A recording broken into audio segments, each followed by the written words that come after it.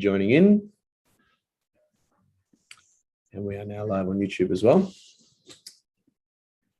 And yeah, I believe we could probably slowly get started. So welcome everybody to today's webinar, Adapting to AI-Driven Workforce Changes. Now we've got a very exciting discussion planned for you today. Before we get into that, I've just got three very quick housekeeping things to go over. So first of all, this webinar is being recorded and it's being live streamed.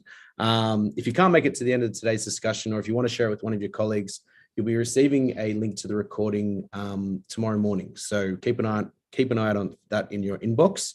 Second of all, there will be time for a Q&A session at the end of today's discussion, probably about 5-10 minutes before we finish up. So if you've got any questions for our panelists, you can fire them in the Q&A throughout the chat, and we'll jump into them throughout today's discussion. Panelists, if you feel like answering them live by the keyboard as well, feel free to do so. And last but not least, we will be sharing a post-webinar survey directly after this webinar concludes. Now, we really would value your feedback and input on that, because basically, in collaboration between DevSkiller and our panelists here, who I'll introduce very shortly, we're going to produce a little bit of a white paper resource based on the topic of AI and an AI in the workforce, and that'll be shared with you guys probably sometime towards the end of next week. So your input's actually going to be really valuable for that resource that we're going to put together. So yeah, please get involved and get involved in the polls that we've got planned in today's discussion as well. So now that housekeeping stuff's out of the way, I might get started by introducing our panelists. I'm going to go left to right on my screen. So I'll start with you, Dimitris. Can you just give us a few words about yourself, please? Sure. So Chief Revenue Officer at DevSkiller since May this year. Before I spent some time in the MarTech industry, FinTech industry, and the large enterprise business. Happy to be here. Awesome. Thanks, Dimitris. Joining in from West Coast in the US. So 4 a.m. Yeah, that's my 4 a.m. Yeah. Thanks for getting up for us. Okay, Gethin, can you give us a few words about yourself, please, mate? Not quite as early for me. I'm in the UK, so I'm midday. But so my name's Gethin Aidin. I'm Chief Innovation Officer at an employee experience technology business called Benefex. But I'm also a qualified psychologist. I've written 2 best-selling books and made various different HR and workplace influencer lists over the last few years, including this year being named globally as the most influential HR thinker. I work in various different guises as well, advising the UK government on workplace and employment issues. And a lot of talks I've been doing recently have been about AI and specifically the impact on the individual, the worker. So I'm quite interested and hopefully we'll come to that later today, but glad to be here. Thank you. Yeah, we're very interested to tap into your extensive experience. And last but not least, Francesca, can you please give us a bit of an introduction about yourself, please? Hi, so I'm Francesca, I'm from London. Background is working in startups and technology. And then more recently have been working more on the kind of event side of technology, community building, education, consultancy within generative AI. So I have a company called GenAIcon. And then I also have one which is specialized in the fashion industry called Fashion AI. And I'm really looking at how generative AI is impacting the creative industries and for brands and for marketeers and creative industries. But I also look deeply at the legal and ethical side of things, regulation, IP issues. And so I have a lot of opinions on that side of things. Yep. And I'm happy to say we're going to get stuck into all of those topics today. So just to open things up, I'm going to start things with a quick poll, which should be appearing on your screen now. And the question is, how extensively is AI integrated in your current workplace? And we've got a few options on the screen. AI is not integrated at all. AI is in early stages of integration. AI is moderately integrated into some process, is extensively integrated, or is fully integrated as a fundamental part of our operations. I just want to gauge everyone's sort of level of experience with AI before we get started. And then we'll get stuck into our first question. I can still see some votes coming through, and there's more people here than there are votes. So please continue to vote. And I will share the results right now. So we do have, you should see them on your screen. So we've got quite a variety of answers, but the most common was AI is in the early stages of integration, with half of you exactly voting for that. But we also had moderately integrated at 26%, or not integrated at all, interestingly, with 12%, and a couple of votes obviously for the 2 last ones there as well. So I'll stop sharing that. And I am going to jump into our first question for you, Francesca.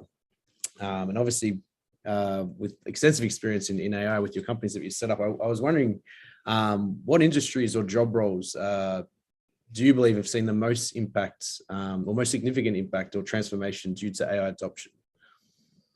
Yeah, so within the creative industries, it's impacting photographers, for example, because you can now create AI photography with Midjourney, copywriters, because you can create text so easily, and you can fine tune LLMs with, say, the tone of voice of your brand or your company.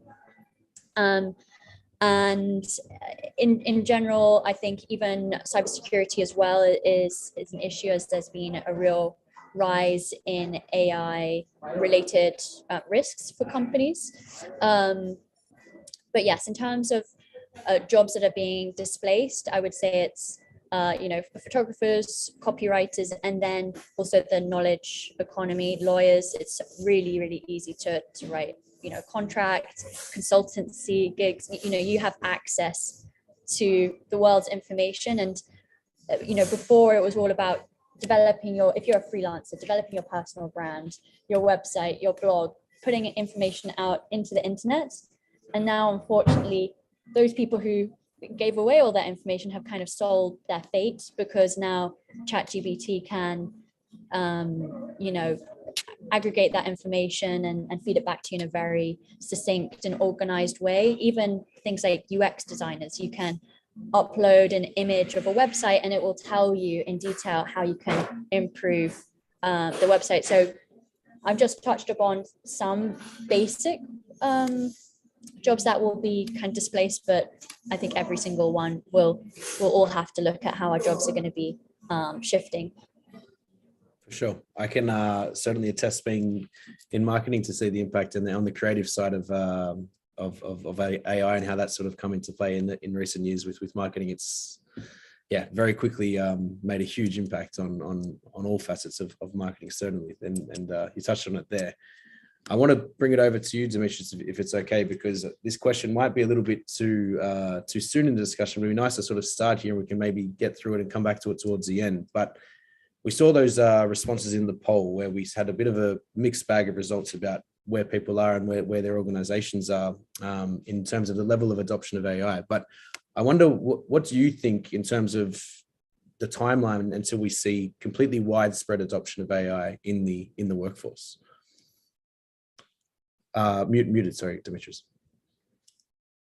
Sure. I think you had a 50% of respondents indicating that this is in an early stage, and I think that is a proper reflection of what is going on at this moment on the market. But following what Frankie said, it's a widespread approach, right, across all the industries. A lot of the roles will be impacted, and we started to see how this is impacting our day-to-day life at work as well. So as for the pace and the speed, I think we're going to have probably between the 3 to 10 years of shifting process, but it will have a different pace and speed between the different industries, right? So if you take, for example, healthcare, probably within the next 3 years, we're going to have adoption around the 35, 40%, with the following period between the 3 to 7 around 20, and then beyond 7, it's going to be probably the rest of that industry. And some of these aspects in this industry are just obvious, right? You have supporting diagnostics, early identification of the disease, imaging, in radiology and pathology. I mean, all these processes can accelerate, right? So I think the healthcare is a very specific industry that will hit a lot of challenges on the legal side, and at the same time sharing the data, very confidential data, might not fit our today's legal system. So probably the proper debate will follow, but that's probably the pace, right? If you look at the automotive that shift is already happening, right? So here, the 30-40% is very likely to happen within the next 3 years, and probably fully adopted within the next 4 years after that, right? So 7 years period that will probably give us almost full adoption in that industry. Here you have a typical areas, everything that is autonomous fleet and ride sharing, autonomous features that we see in the cars like Tesla and so on. That is becoming more prevalent. Engine monitoring and the predictive maintenance. I mean, all of that is impacting this industry, and we can tell from what we see on the street.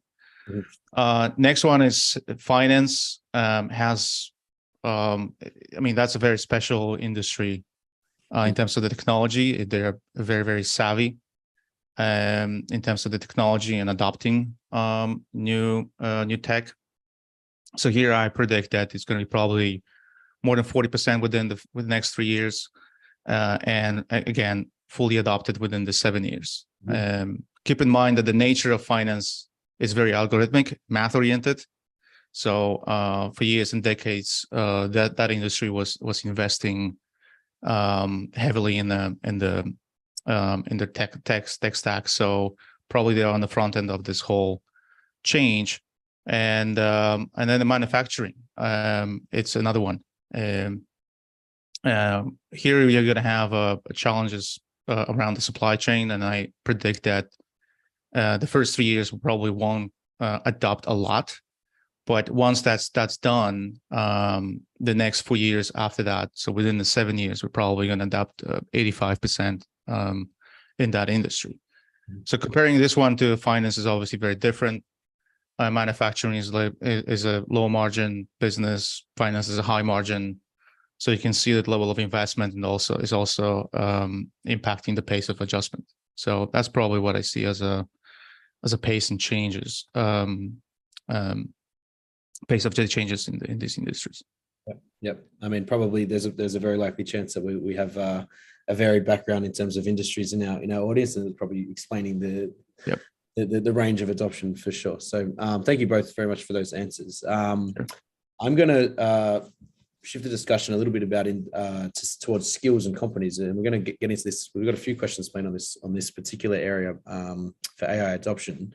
But to start it off, I'm going to launch another poll, which should be appearing on your screen now. Now, this is a multi-choice poll, so you can leave multiple responses. And the question is, what do you believe are the most crucial skills that professionals need to develop in an AI-driven workplace? We have data analysis and interpretation, programming and development, problem solving and critical thinking, adaptability and continuous learning, ethical AI decision-making, collaboration and teamwork, communication and human AI interaction, or other. And they, by design, a combination of sort of skills on the soft skill side and also hard skills, which we're going to talk about a little bit more once we get these poll results in. And we've had even more people join since the first poll, but I can still see plenty of responses coming through. So I'll let it roll for another 30 seconds or so, just so everyone gets a chance to vote, and we'll share those results,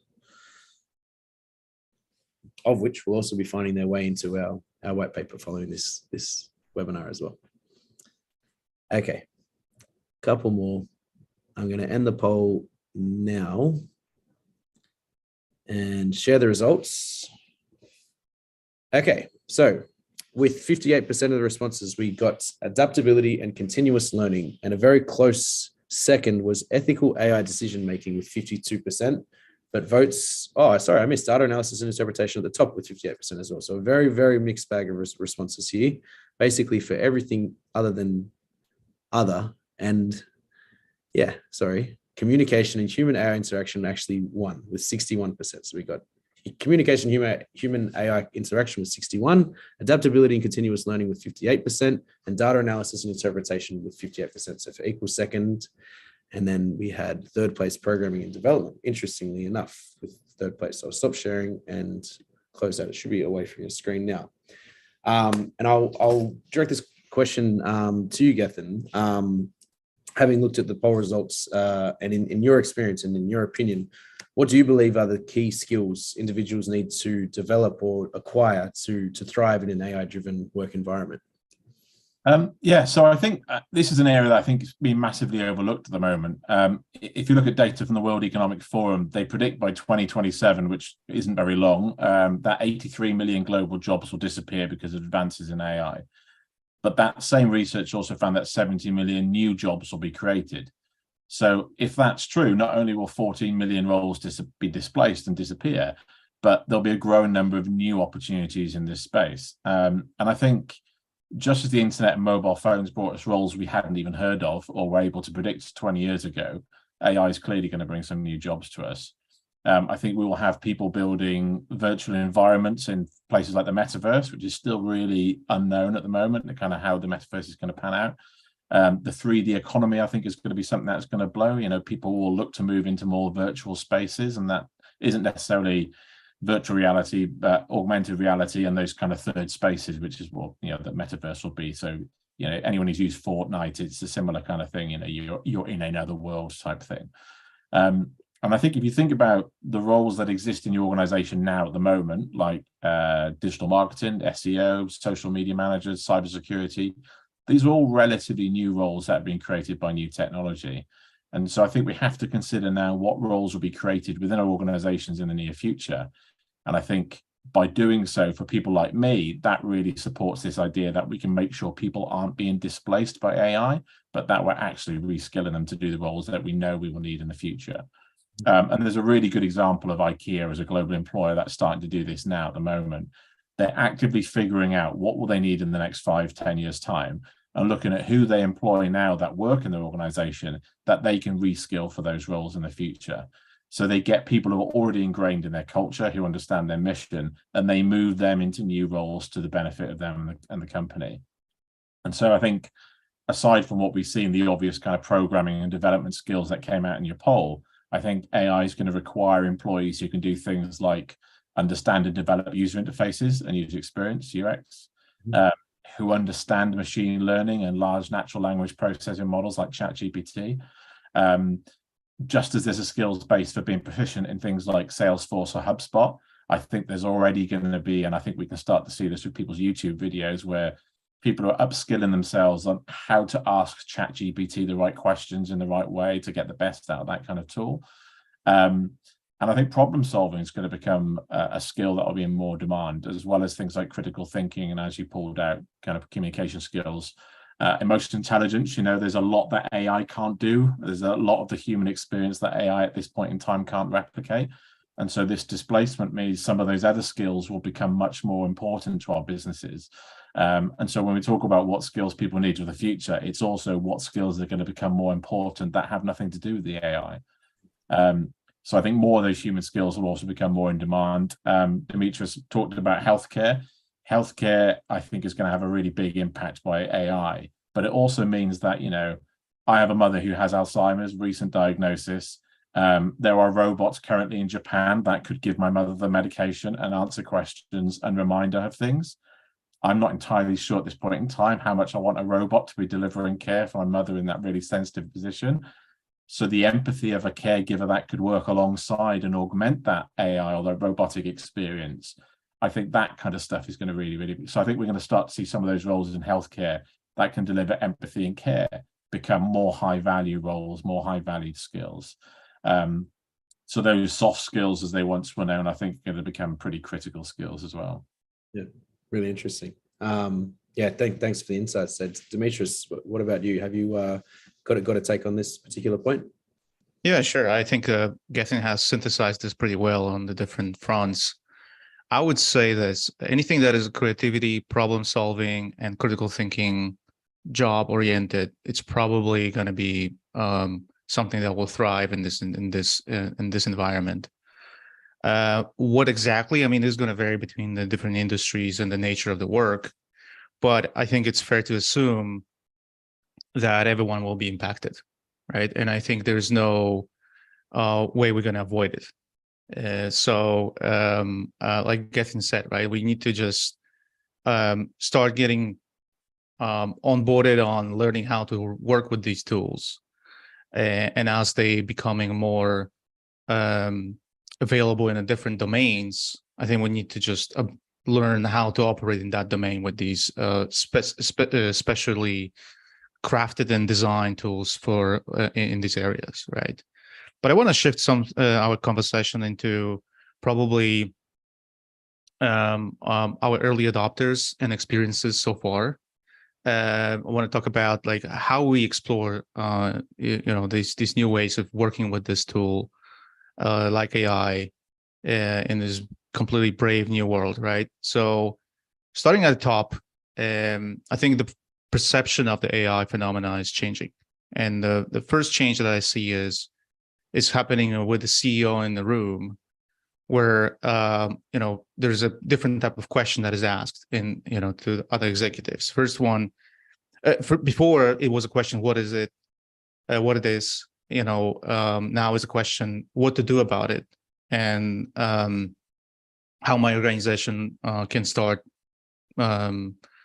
this journey, right? So that's a one quality change in the conversation that probably will drive a lot of changes in these organizations. And at the strategic level, the CEO is bringing and assembling the multifunctional team that is trying to figure out how this is going to impact internally everything, right? Starting from creating a product, how to deliver product, how to manage the relationship with the customer across the board, right? So that's something that is getting me very excited about moving into the age of creators, right? And that's what's going to be at the core of that change. The second thing I want to talk about is the direction we're getting from the adopters in entering the really low barrier of entering in the industries, right? So a lot of these companies, they had a barrier of financial knowledge, anything that was just simply not accessible to them. Now this barrier is going down, and I think there will be a lot of competitiveness that will change the way the companies are structured. So that will come at a lower cost, but not in the sense that suddenly we're going to get rid of the people. I think it's more about reskilling and upskilling them and ensure that the company can operate at the lower cost per unit and higher ROI.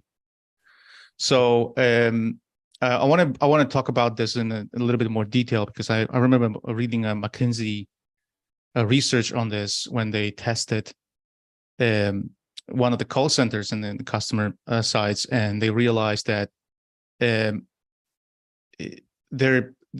team actually was able to accelerate the learning process significantly from, let's say, level 1 to level 4, just because AI was helping them to bridge the gap between the experienced and non-experienced employees in the form of text, talking points, all the materials that they couldn't just develop by themselves without that experience. So that is getting me into the point where I feel like we're providing the learning curve that is more efficient, for these employees. And I like to look at this as a AI that is giving you superpowers, right? And a lot of these routine tasks are getting eliminated. A lot of that is getting accelerated so that you can actually focus on what is the creative, more critical thinking type of job. So yeah, this is my take on the early adopters and what they're giving us as a direction that this whole thing is taking the industries. Yep. Yeah, very interesting. Very interesting points from both of you. Thanks very much.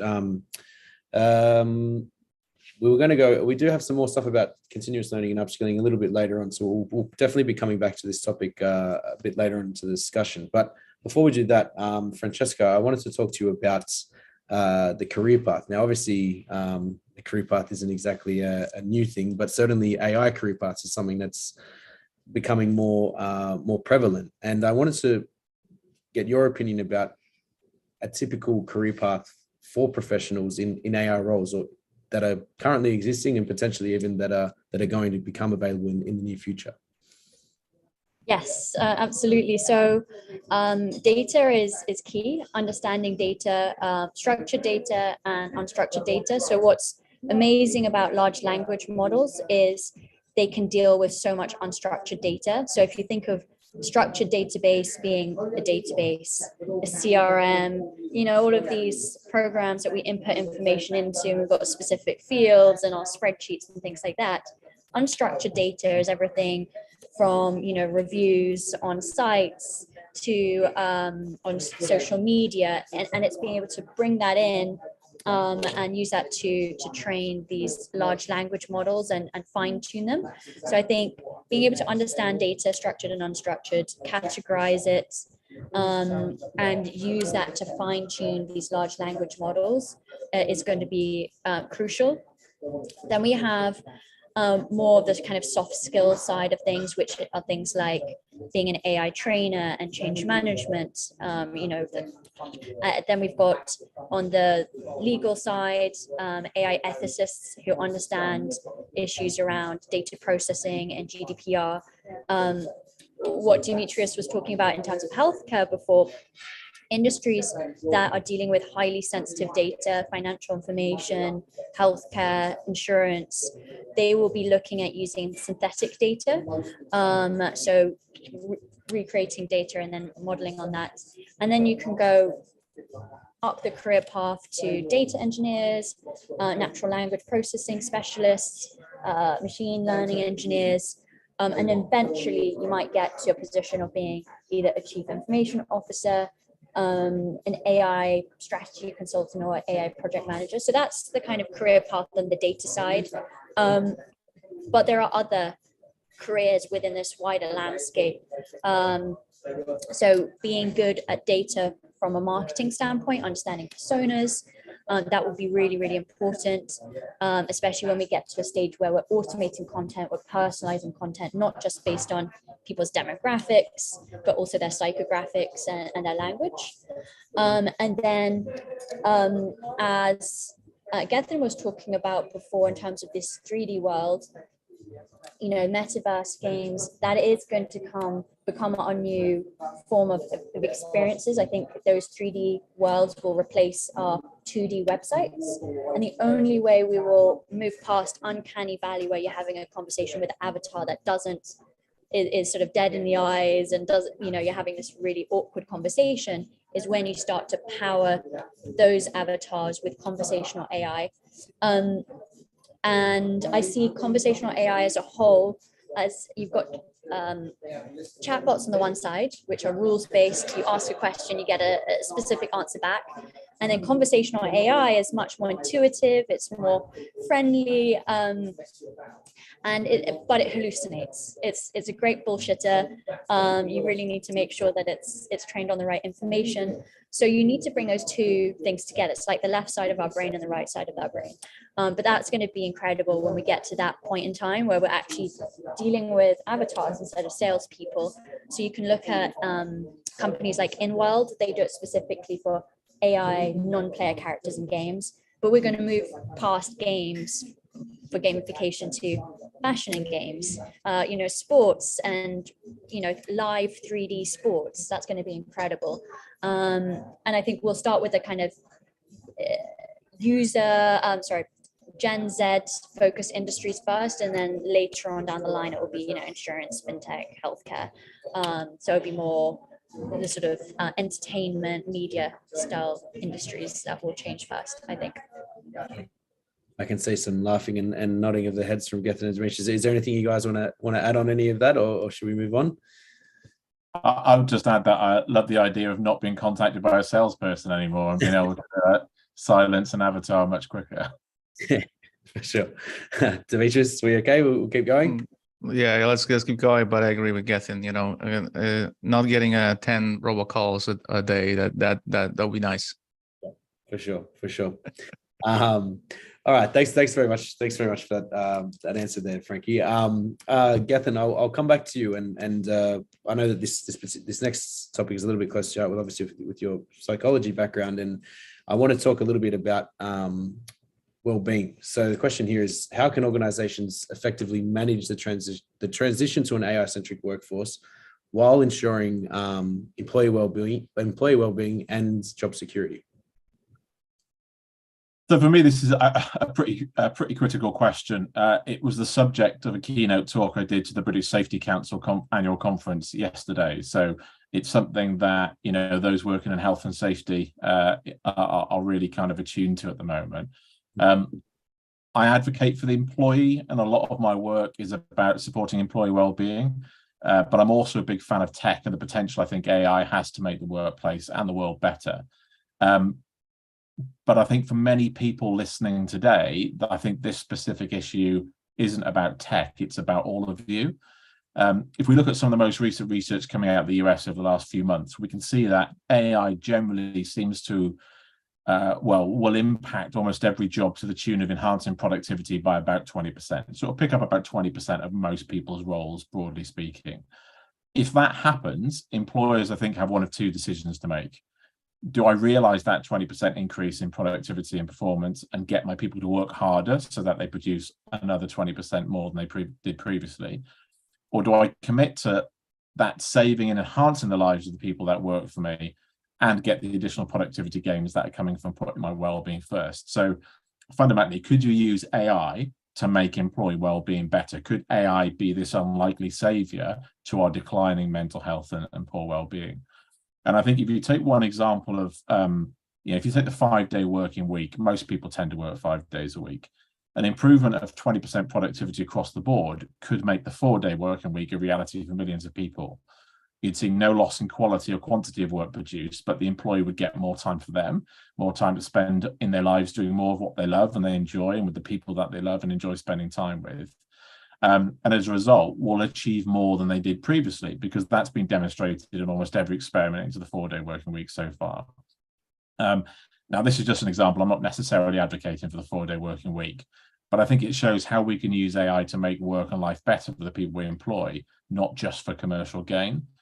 And I think if a workplace is dominated by AI, and as we've said, those soft skills and those more human skills have become more valuable, I think that will require us to take better care of the people that do work for us, and most employers currently are doing. And so I think, employees at this point in time in most countries in the world are overworked, are burnt out, are underappreciated, or are unwell. And we will never get them to achieve the innovation, the creativity, the customer loyalty, or the sales that we need them to if we don't take better care of them. And AI might just become this kind of riding in on a white horse to save employee well-being if we handle it in the right way. But I think that's where it's down to the decisions we make on how we use the technology, not the technology itself. Mm-hmm. Yeah, very, very, very interesting angle there, because I guess the common understanding and thought process in terms of how AI is impacting is focusing on how we're going to make more money, how we're going to improve processes. And it's like, it's when you think about how much power it can have in other facets of the workforce, it's certainly a lot of opportunity there. So it's very interesting. And bear in mind, just to add to that, the evidence behind supporting employee well-being in the workplace is now so vast and compelling. We can say with some certainty that if you look after your people, the better care you take of them, the higher your shareholder returns, the higher your profit, the higher your sales, the higher your customer loyalty. So it does come with productivity gains. There's just a better route to success that isn't at the expense of the employees that work for us. Yeah. I think these are very valid points. That this is not only about the work environment. This is how we transition work through life and back and forth, and how this is impacting our life in general, right? Because we 4 days a week work, that's not something that we are accustomed. I mean, this was usually associated with a political affiliation in the past, and now it becomes probably more pragmatic approach than anything else, right? And I want to highlight this particular item in connection with the technology adoption in general, new technology adoption in general. I think companies that do follow and adopt the new technologies, they tend to report higher earnings, and their employees are making more money on average as well, right? So I think if we connect this with the well-being, I think we might be set for a completely different work-life balance approach. And like you said earlier on, Demetrius, is about, how do we get people to buy into this new technology? The problem with AI up until this point in time is nobody's trusted it, because everyone's seen the Terminator example of what AI might look like, that is going to come and kill us and take our lives. I think what people need to understand and demonstrate in their own businesses and their own lives is, what's the benefit to me? If I'm going to give you my data, if I'm going to give you more of my time and I'm going to use this tech, what's the payoff to me? And I think for lots of employees, quite frankly, if you're saying we're using this new technology because it's going to make us more money, that messaging is not going to land with a lot of people. But if you're able to say to somebody, look, I can take some of the most mundane tasks away from you, I can make your job easier, your emails can be answered, you don't have to spend as much time responding to Teams or writing emails or scheduling meetings. If I can take some of these mundane bits away from your jobs so you can do the things that are uniquely human, spending time with customers, getting to know them, all the bits that you like doing about your job, that boosts purpose and belonging in the workplace, which are two really big parts of well-being as well. So again, I do think there is a way that everybody involved in this relationship can benefit from the way they use AI, but we can't just pitch this for commercial gain, because I think you just will not get employees engaged in that. And I think, there was this great story of I think a journalist was being shown around Henry Ford's factory years and years ago when he started showing robots making productions, and he said, look, we're not going, if this carries on, we're not going to need staff. And the journalist said, well, who's going to buy your cars then? And I think we might get to that point where actually, if you start to take away the employees and start replacing them with machines and AI, then what happens to the consumers that's buying your products? I think it's something we need to keep an eye on. Yeah. Very interesting.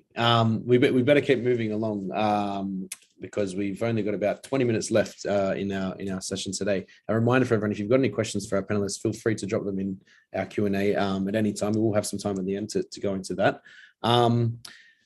We've touched on it a little bit, I guess, but probably from the reverse angle, where there's been the perception of risk rather than like maybe looking at it as an opportunity, as we make this example about AI being a vehicle of employee well-being. But there is obviously still risks associated with AI, and that is probably the number one factor with employees and even employers alike about adopting AI, because of the uncertainty about what's associated with it. So I'm going to ask this to a couple of you, but I'll go to you, Francesca, first.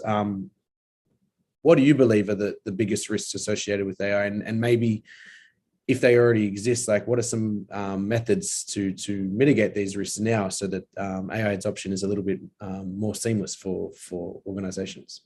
Sure. So there are two categories for me. One's to do with data and the other one's to do with IP. So I sort of touched on this before in terms of, GDPR, data processing, any sensitive information shouldn't go into training a large language model. So that needs to be ring fenced, and potentially for companies to start looking at using synthetic data to train their models. The second thing is to do with intellectual property.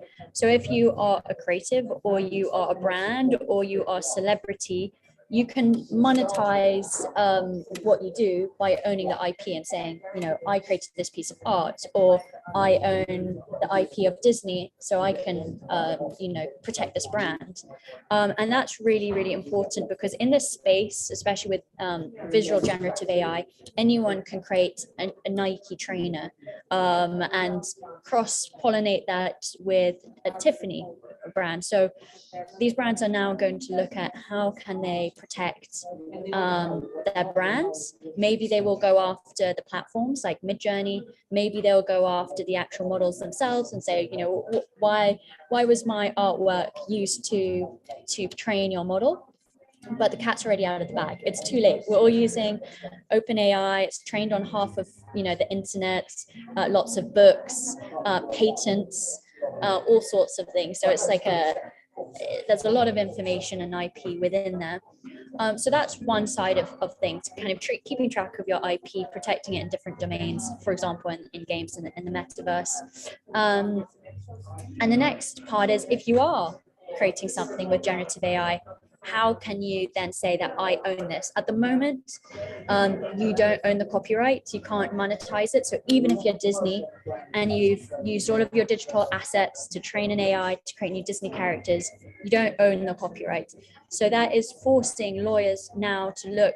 So lawyers and technologists need to work together to innovate and build out solutions.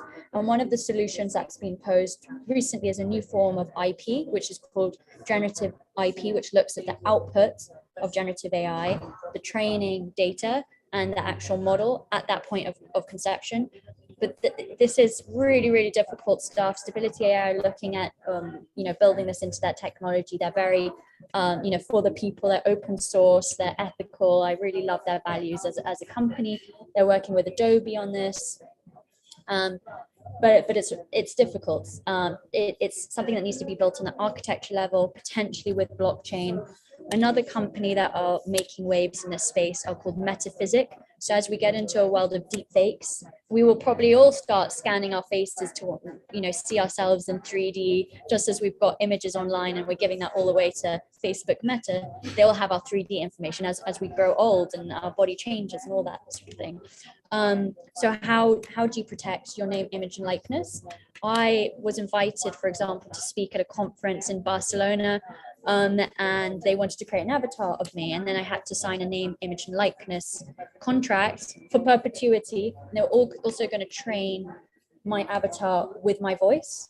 So you need to be really, really careful about who you're giving your data away to. Every single platform, even Shutterstock, they're going to be competing with Midjourney that's creating just as good photos. So soon they're going to realize, actually, do you know what? We need to create our own generative AI, and we're going to do that by training it on all of the photos that have been uploaded in good faith. And we're just going to change the terms and conditions. So it's really up to consumers to read the terms and conditions, make sure that there's a sort of opt-out. Same thing with ChatGPT, you can opt out of any information that goes in there, training the LLM, and so on and so forth. So those are the two main risks. And then the third one is to do with cybersecurity threats. Someone, a fake bot calling as your daughter or your husband, saying they're kidnapped, and so those sorts of issues are definitely going to be on the rise. But I'm not an expert on cybersecurity. Thank you. Yeah, very, very interesting. I mean, interesting and concerning, I think, is the best way to summarize some of your responses. Demetrius, what about you in your perspective? What are some of the risks with AI, and what are some techniques to mitigate the risks?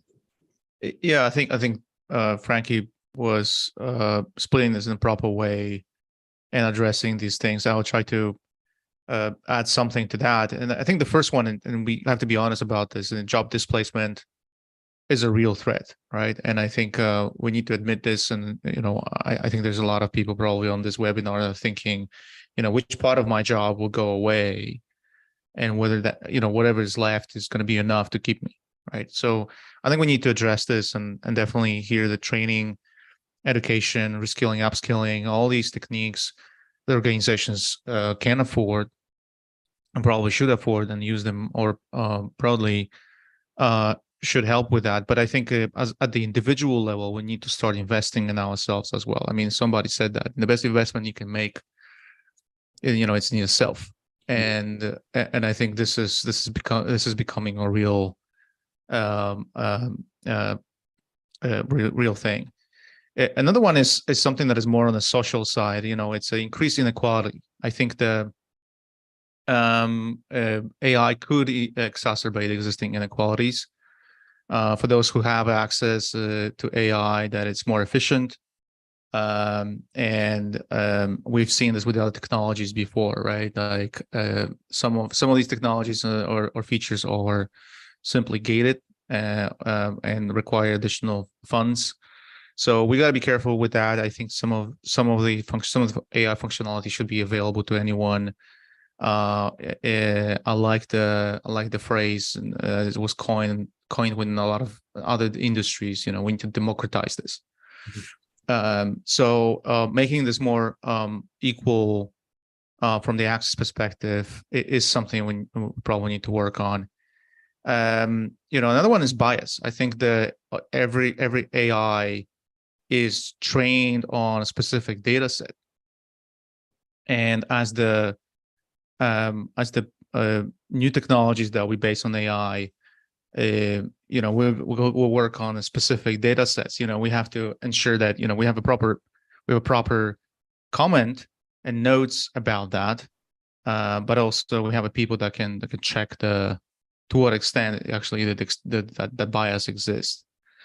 And here definitely something that around the ethical guides that governments and businesses will need to work off will help to fill that gap. And the last one is what Frankie elaborated pretty well about the safety and the complexity, right? It's difficult to predict how AI will behave in the real world in a lot of areas that actually today we haven't seen this yet, right? So we definitely have to think about how we're going to approach the safety risks, and such as accidents and malicious attacks. That definitely will happen.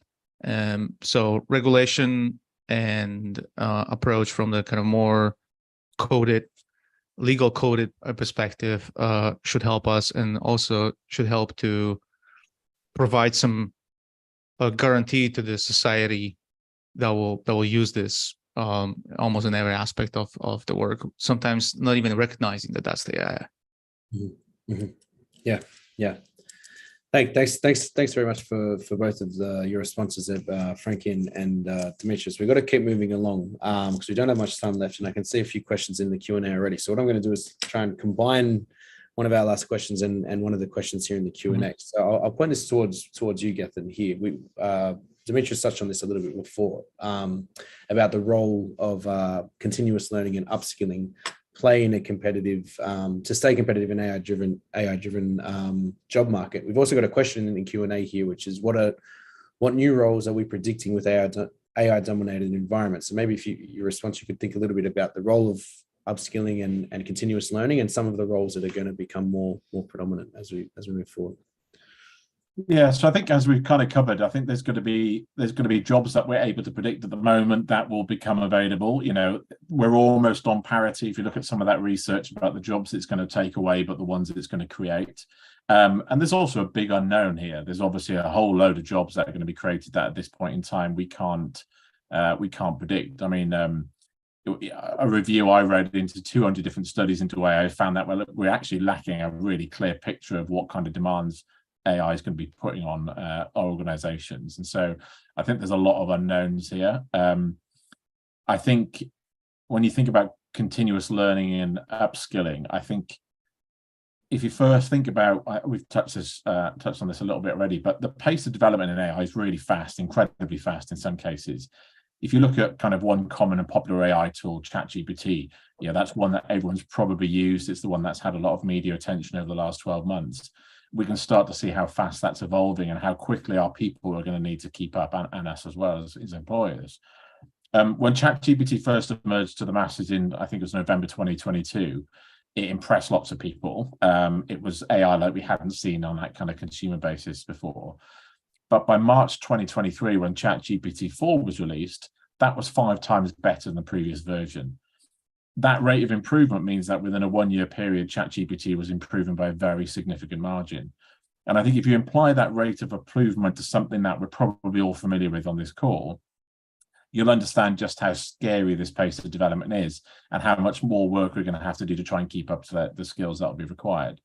So if you look at something like the battery life on your phone, if we applied ChatGPT's rate of improvement to the battery on your phone, within less than 24 months from this point in time, so today as we're sat here on October the 18th, 2023, in less than 24 months from this point in time, you would never have to charge the battery on your phone. It would last the entire life of your phone. They'd never have to charge it. There'd be no cables. You'd have no panic. That battery would last you forever, for the whole time you had the phone. And so I think it's important that much of the tech that we've talked about is expected to advance at that rapid pace. And we've seen this before in 2011, between 2011 and 2016, the number of smartphone sales globally doubled. So in just 5 years, most of the world went from not owning a smartphone to owning a smartphone. That's fast. They became part of our lives really, really quickly. So I actually think, apart from some of the things we've talked about, there's not a huge amount people can do to upskill people at the moment, because we don't know how this tech is going to evolve and how quickly we're going to need skills. Like, who would have known that you might need somebody who would be able to help you navigate ChatGPT 12 months ago? Most people just didn't even know that was going to be coming. So back to our earlier kind of collective points, I think, you can focus on the skills that we are pretty sure are going to be important in the future, and some of those human skills I think are going to raise in importance. So I would say that focusing on those and making sure, as Demetrius said, that we don't displace people wherever possible, and upskill those, I think it's going to be a really, really important thing to do. Yep, awesome. Yeah, thanks for that. I'm going to jump into our last poll now, because we've still got questions rolling through now. And people in the audience, if you still have questions, please fire them. If we don't manage to get through all of them, we will be answering them, and we'll share them with you by email afterwards. But we'll do our best to get through everything that's in there. I'm going to launch our third and final poll just as a bit of a summary of today's discussion before we get to our Q&A. It should be on your screen now. And the question is, how optimistic are you about the future impact and potential of AI? And reading these out because they don't come up in the recording. So very pessimistic, somewhat pessimistic, neutral, somewhat optimistic, very optimistic. And obviously we've covered the topic from a variety of angles. So hopefully this, if you weren't already feeling informed about AI, you have somewhat more of a better understanding of it now. Still only about half of you have voted, so do that now, and then I'll end the poll and share the results. Okay, I'll end the poll. Share the results on the screen. So with 46%, we have somewhat optimistic, neutral with 27%, very optimistic with 19%, and then somewhat pessimistic for 8%. Interestingly, no one voted for very pessimistic, which is good to see. Glass half full kind of audience here today. So now I believe it would be a good time to get to our Q&A, and then we'll come back to our last question, panelists, before we do that. So I'm just going to do some quick fire responses for Q&A in here, and I'm just going to select you guys one at a time. So I might start with you, Francesca, and I'll start with this first question here, which is, how accurate are the results from AI-based tools and platforms? How much can we rely on it? Let's answer that one. So they hallucinate a lot, but at the same time, they can be used to really speed up the process. So for example, you can use ChatGPT. There's ChatGPT 3, which is a simple version. And then there's ChatGPT 4, which is a little bit more nuanced. You can get it to read a document and summarize it. For example, you can get it to put information into a table format. And then there are plugins. So you can output things into a diagram format. You can put it into a CSV, which you can download. So I would say it's a really good tool for reformatting information. So, add the information that you want rather than relying it to give you the accurate results. Sometimes ChatGPT used to add fake references, and then you click on those links and the site doesn't exist. So learning how to fact check will be really, really important, just like if you're writing an academic paper. And so I think that would be one of the key skills, is like fact checking your work before it goes out. Awesome, thank you. Let's go to you, Demetrius, because we haven't had a response from you in a while. So got a question here from Dania. What do you think is the most important leadership role in AI adoption? I think the leadership role starts with the CEO, and I think the CEOs of the organizations, they need to realize a couple of things. Number one, how commercially they can get better using the AI, and that's what I was talking about in one of your questions, answering one of your questions at the beginning. about what the early adopters were telling us, and I think that a lot of the CEOs started to realize that. The second role I would call out the most important is definitely a CTO or CIO, anyone who is really managing the whole architecture in the organization, right? And then the third one, which is equal to the second, is the HR person. HR, head of HR, to ensure that, you know, there is a process that allows the employees and organization to shift on multiple dimensions that we talked about, right? So these are the probably top three roles that I see are extremely important to follow. Yeah. Cool. Three left, so we'll make our way through them. I think we've got enough time, so I'll bring this one to you, Gethin. This question here is about recruiters. So how can recruiters adapt themselves in an AI-driven future? So some of the AI horror stories from like 10 years ago were related to recruitment. So we learned that Facebook, I think it was, had a AI recruitment tool that was biasly not employing women because its profile of what a good employee looked like was a white male. So it started to have some really kind of complex parts of that. And I think, as Demetrius mentioned earlier on, you know, if AI data's got human fingerprints on it, it's going to be biased. And so I think AI has a huge potential in recruitment. You know, if you have a job vacancy that's got thousands or hundreds of applicants, you know, it can start to search through that information for you, find relevant skills, relevant experience, all that kind of stuff really, really quickly. And so I think it's got some really huge potentials for recruitment. I think adapting themselves to that is just like we've kind of worked out that if AI is going to do some of the heavy lifting from these roles, how do you make the most of the rest of your role?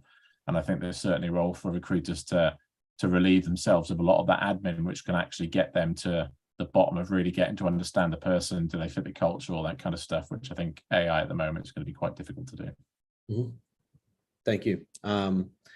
And thanks for keeping these answers. It's really been successful. Yeah. Sometimes I say quick fire to when we do these webinars, it's like we're 10 minutes on one question. So we're doing well so far. So 2 questions to go here in the Q&A, and then we'll wrap things up.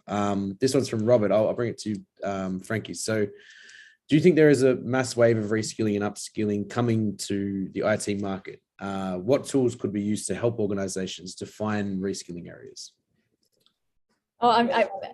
Yes, absolutely. And there are issues with, I think it's still important to understand, you know, the foundations of coding before you can sort of jump in and start to use ChatGPT to guide you through that learning process. But for example, a lot of people use YouTube to teach themselves, or they might, if they're early adopters, they might be using different tools like, say, Midjourney or Stable Diffusion, and they might be in the Discord channel, and that's where they'll find like-minded people who are trying to figure out how to use these tools, what are the use cases, and things like that. And so one of the things you can do in ChatGPT is you can feed it with YouTube videos, and what ChatGPT will do is it will read the transcript of the video and it can summarize that.